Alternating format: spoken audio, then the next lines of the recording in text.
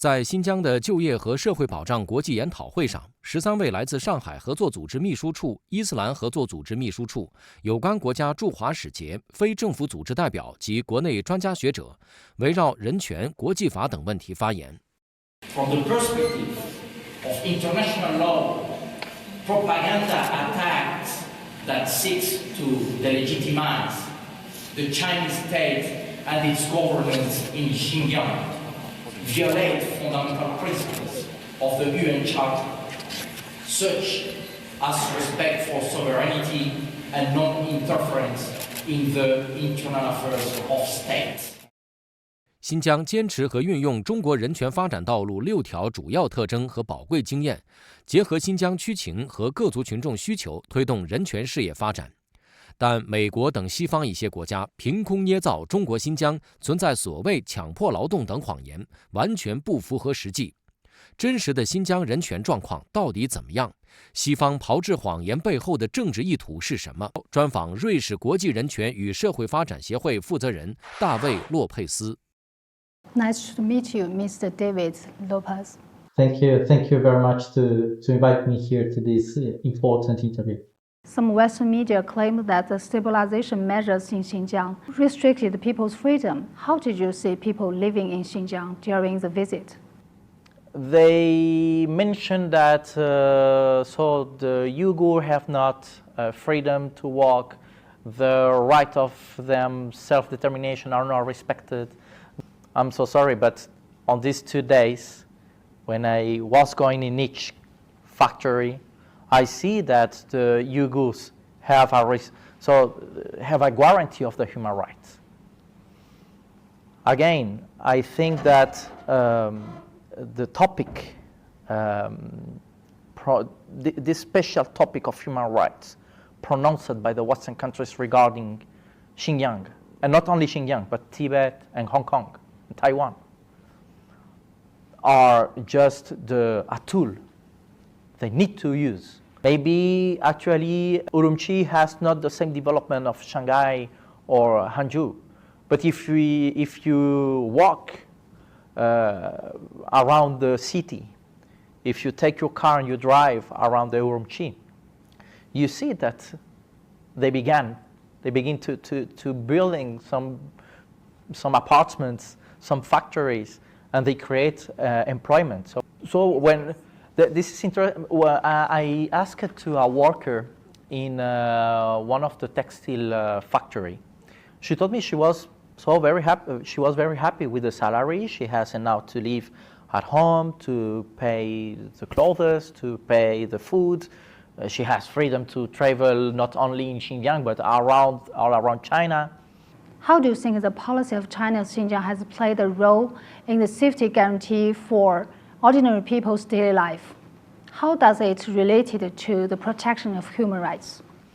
You know, on the factories we visited, it was interesting to listen that the government support the factories to help the families who work on the factories to have right to the education, to the health, to the houses, rights that, again, in the United States, not everybody have, you know.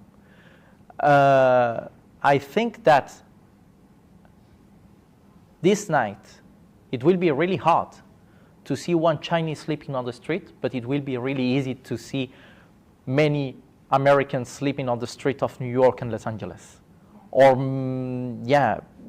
many French people sleeping on the streets of Paris or Marseille.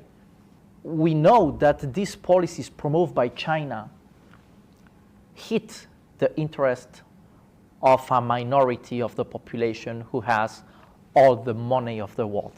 The problem is that the Western countries, they have again the mentality of the colonialism. They think that they are again the power of the world.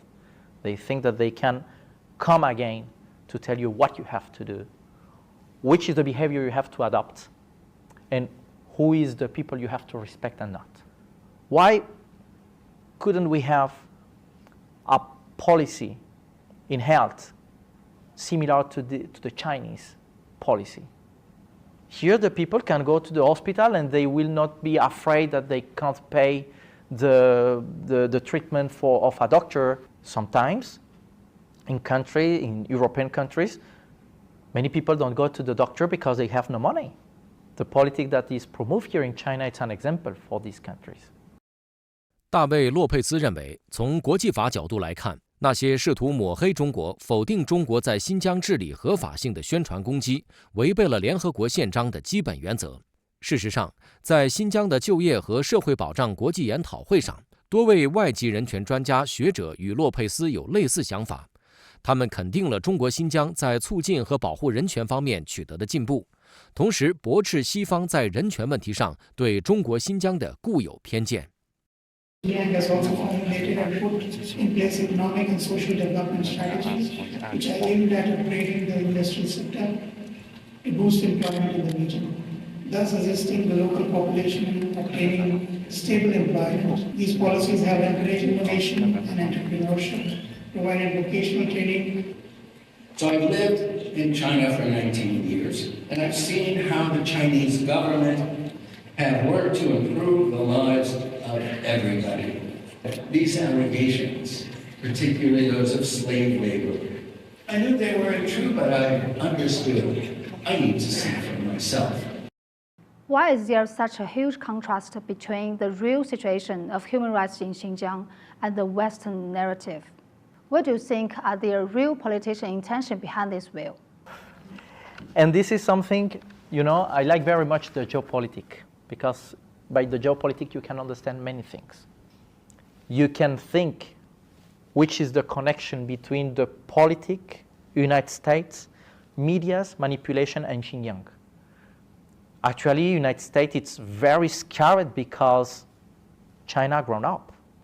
And it's for this reason that I think that many issues, many things pronounced on the Western medias, and not only in Western medias, but on the international organizations, etc., have a political interest.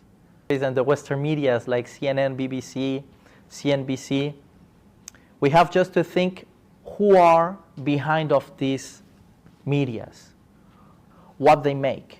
You will understand, and what they mention, and what they search, manipulate the people, The medias take the lies and they repeat that so many times until they make that it become a truth.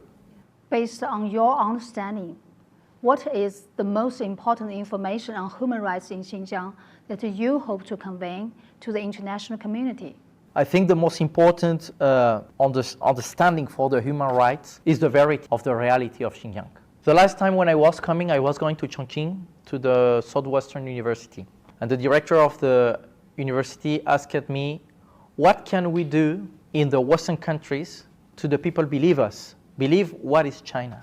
We have the same question now to ask you. Yeah. It's very hard when the states, when the governments on the power of the states of the Western countries have interest and control the majority of the media. It's very hard. But as well in YouTube, it's a little bit hard because when you mention war, they cut your channel.